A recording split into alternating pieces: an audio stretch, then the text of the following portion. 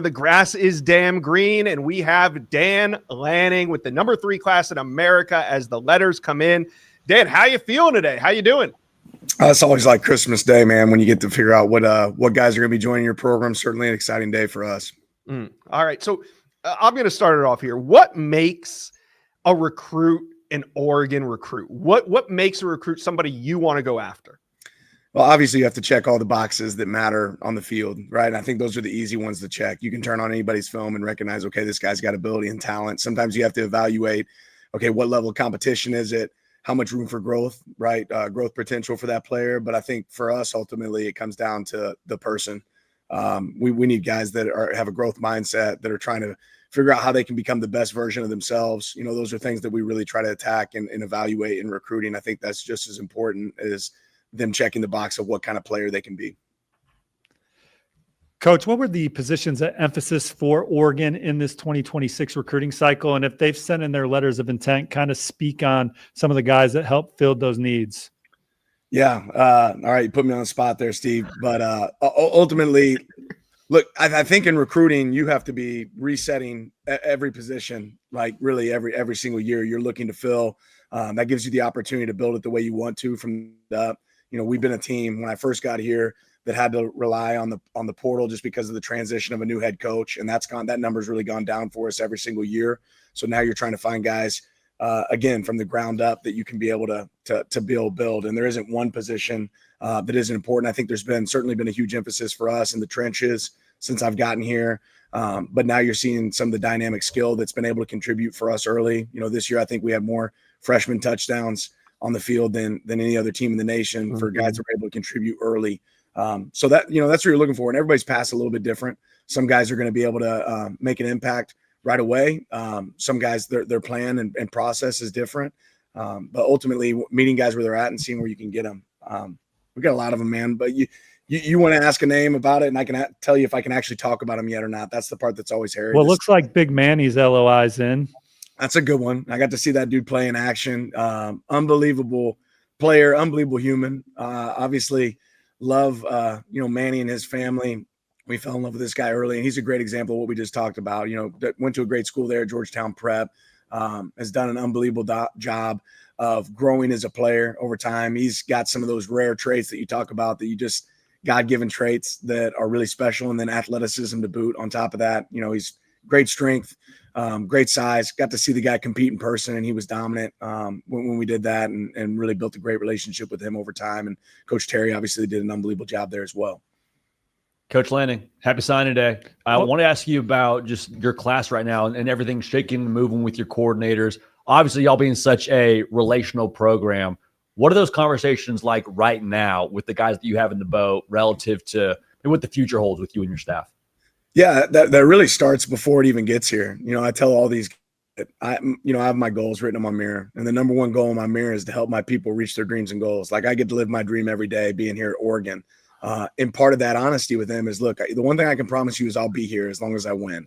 What I can't promise you is that all these coaches will be here when you win, because guess what? I want them to reach their dreams and goals as well. And I think when you're open and honest with that in the front end, and you tell them, look, I want to get you to the NFL, right? But I want these coaches to have the same opportunity that I have and get to do. And it creates a great opportunity for growth within your staff. It creates an opportunity for new ideas, and it creates an opportunity for new relationships. So I think if you're honest from the beginning, like, hey, this is my goal, man. I hope Will Stein gets to go become a head coach. I want to help him get there. And we've been through this transition before. I think we proved how it worked, right? Worked out pretty well going from Kenny Dillingham to Will. And guess what? The next coordinators that we hire here, they're probably going to become head coaches too. And that for me is fulfilling as anything, because when I tell you, hey, you want to reach your dreams and goals, right? Well, look, your coaches are doing it. The players are doing it. We've had more players drafted last year than any other year in the history of Oregon football. Like, that's what this place is about. And these guys are signing up for Oregon. They're not signing up just for me. They're not signing up just for the coaches. They're signing up for this place and what they believe in and the direction we're headed. But as long as you're open and honest, you don't tell a guy, hey, this guy's going to be here for the next 5 years with me. Like, that's never my conversation. My conversation is, I'm going to help these coaches, the staff members, these players reach their dreams and goals. And if you want to reach your dreams and goals, this is a place you can do it. Coach, as an assistant and as a head coach, you've been part of some amazing signing day wins at the last minute. Can you take us behind the scenes? What's it like with some of these blue chippers committed elsewhere? Maybe it's your own guys or guys that you're working to flip, the kind of conversations that you're having, and what are things that move the needle for these last second flips that we see year in and year out that you've been a part of as an assistant and a head coach? Yeah, I think, this game, as we all recognize right now, is really fluid. To think that the season's still going on, right? And right now you've got signing day going on. You've got coaching changes going on. There's a lot of chaos that happens in the moment. So for me, it's more about being a listening ear and saying, hey, look, I appreciate wherever you're at, and I'll be a fan for you wherever you're at. But if you're here, here's what you can expect. And the proof's in the pudding in that result, what we've been able to create. And being a guy that's there, open for communication along with the rest of our staff, and building some of those lifelong relationships. A lot of times they really pay dividends down the stretch. You have to put out some fires too, right? With some of your own guys that have been committed over the years that come back last minute with things that they're hearing from other programs. Say that one more time, Steve. You have to put out some fires with your own guys that have been committed for a long time too, right? That are getting last minute pitches from other programs. Yeah. It's part of the game. And it's part of the entire process. And you know what? I don't envy the decisions some of these players have to make. It's really tough, especially down the stretch and with opportunities they're given. But like I said, I think the biggest thing you can do is be open and honest. And when you're open and honest, and then you're able to point to results. Hey, this is what this guy was able to do when he came here. I think that takes care of a lot of that. And the only thing that you can point at are that, results, what your team's been able to do. This has been a team that's improved every single year that we've been here. And guys that have had a lot of success since they've been here.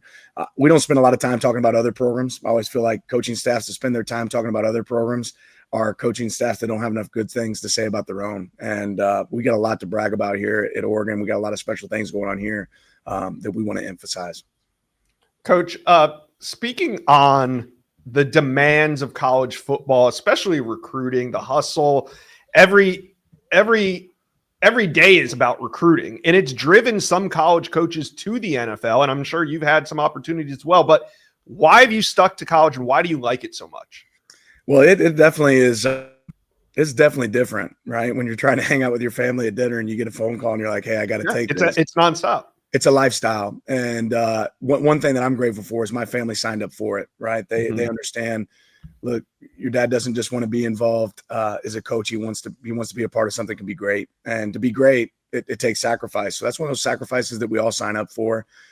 There's days, just like every job, you guys probably got some things you don't love about what you deal with there. But what I do love is when you do get on the field, when you do get to have these guys over to your house, when you do get that opportunity to have a relationship, you do get the chance just to have a conversation about family. Those are the things that are the separators for me. And this is the perfect age group for me to be able to influence and just be a sounding board for, and hopefully, give a great representation of what it means to be a great father and a great husband and a guy that works hard. And when all those things really pay off, if those guys follow those same models, they're going to be really successful in life. So it's taxing, it's different, but there's sacrifice required to be a part of something that can be great. And that's a sacrifice I certainly don't mind, having. No, and the sacrifice is paid off this cycle. You guys have signed 5 stars, number 3 ranked class in America, according to the Rivals Industry. And signing day is not done yet. So we'll let you get back to work, but we appreciate you taking your time out of this busy day to join us here on the Rivals Recruits channel. Absolutely. Appreciate you guys. Have a great one.